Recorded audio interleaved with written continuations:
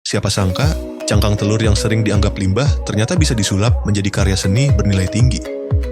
Dengan kreativitas dan ketelatenan, pecahan cangkang telur bisa diubah menjadi lukisan, mozaik, hingga ukiran yang menakjubkan.